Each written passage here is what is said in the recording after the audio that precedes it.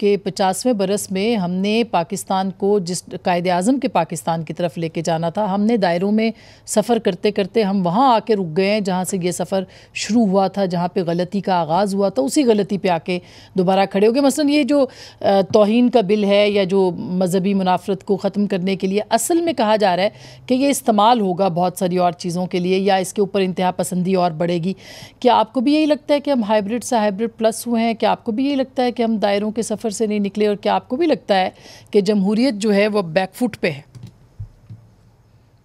جمہوریت انفارچونیٹلی جی بہت عرصے سے بیک فٹ پہ ہے، اب تو پتہ نہیں شاید اس کی وکٹیں بھی اڑ چکی ہوں، لیکن وقت فیصلہ کرے گا۔ I hope that is not true, لیکن میری گزارش یہ ہوگی کہ ہم نے بات کی سیاست کی، اور جب آپ نے بالکل صحیح بات کی فرد صاحب نے بھی کہ یہ 50واں سال ہے آئین کا، اور اس پیراہے سے ہمیں اس کو دیکھنا چاہیے، لیکن میرے خیال میں مسئلہ جو ہے وہ سیاست سے بڑا ہے، اور وہ اس لیے کہ آپ کا کون سا ادارہ ہے جو اس وقت فعال ہے۔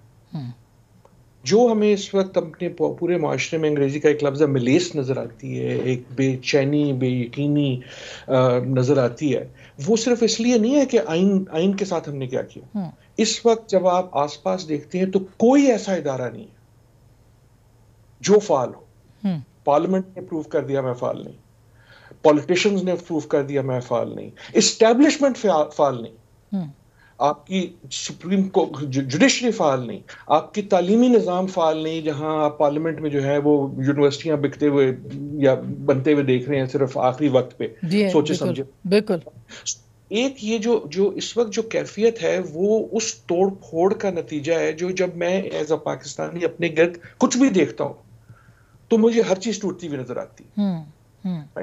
اس کے لیے، اس سے نکلنے کے لیے پہلی چیز یہ کہ کچھ نہ کچھ تو مجھے نظر آئے جو بنتا ہوا نظر آئے جی، تاکہ میں اس رسی کا سہارا لے کے باہر نکلنے کی کوشش کروں۔ ایسا پہلے بھی ہوا ہے کہ چیزیں ٹوٹتی تھیں، لیکن ایک تھیوری ہوتی تھی، صحیح ہوتی تھی یا غلط ہوتی تھی، کہ یار یہ ہو جائے گا نا تو ٹھیک ہو جائے گا۔ اب ہمیں یہ فیصلہ کرنا چاہیے کہ کوئی ایک اس کا سلوشن نہیں ہے، ایک کوئی لیڈر سفید گھوڑے پہ آئے گا اور سب ٹھیک کر دے گا، ایسا نہیں ہوگا۔ ایک ریکو ڈک بنے گا اور اس سے ریل پیل ہو جائے گی، ایسا نہیں ہوتا۔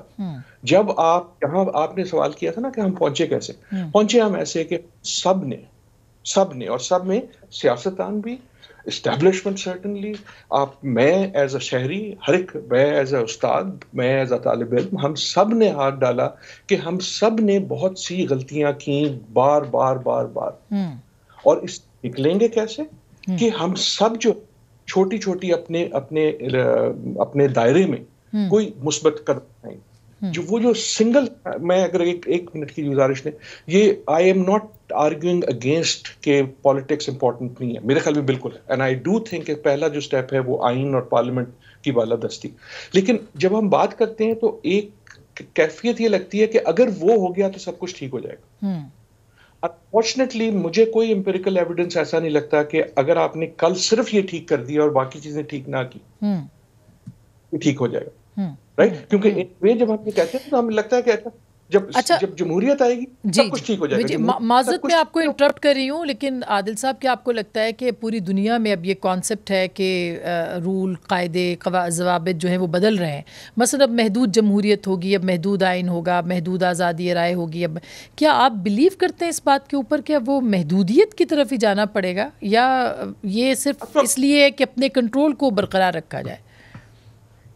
کنٹرول بھی ہے، اقتدار کی بھی بات ہے، پرابلم، لیکن میری طرف سے ان اے وے کیا صحیح جواب ہے is not the answer. I agree with فرد صاحب جو کہتے ہیں آپ کا جو آئین ہے جیسا ہے، اچھا ہے، برا ہے، غلطیوں کے ساتھ ہے، اس پہ عمل کر۔ اگر اس کے نتیجے میں کوئی غلط شخص آ جاتا ہے تو اس کو آنے دیں، پھر مجھ پہ آپ اعتبار کریں ایز اے ووٹر کہ میں پہلی بار اگر کسی ایسے شخص کو لے آتا ہوں جو شاید آپ نہیں بہتر سمجھتے تو میں اس سے سیکھوں گا، اور اگر میں نہیں سیکھتا تو پھر میری قسمت ہے کہ مجھے ویسا ہی ملے۔ لیکن اس کو سیکھتے سیکھتے اتنا کچھ خراب ہو جائے کہ دوبارہ ٹھیک کرنے کے لیے آپ کو پورا نظام بدلنا پڑے، پھر کیا کیا جائے؟ تب بھی نہ بدلا جائے۔ لیکن جمہوریت کی لاجک یہ نہیں ہے، یہ میں بڑی سخت بات کر رہا ہوں، آپ پھنسائیں گے مجھے۔ جمہوریت کی لاجک یہ نہیں ہے کہ جمہوریت آپ کو بہترین گورنمنٹ دے گی، یہ کبھی کسی نے نہیں کہا۔ جمہوریت کی لاجک یہ ہے کہ وہ موسٹ ریپرزینٹیٹیو گورنمنٹ دے گی۔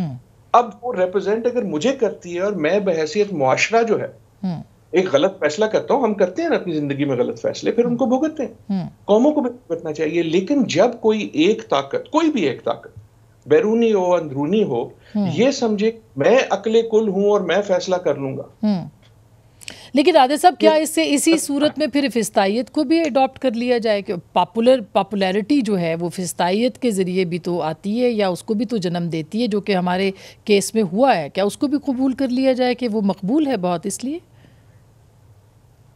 مجھ سے نہیں، بالکل میرے خیال میں لوگوں پہ کم از کم اتنا اعتبار کیا جائے کہ وہ اس اگر آپ پہچان سکتی ہیں تو وہ بھی پہچان سکیں.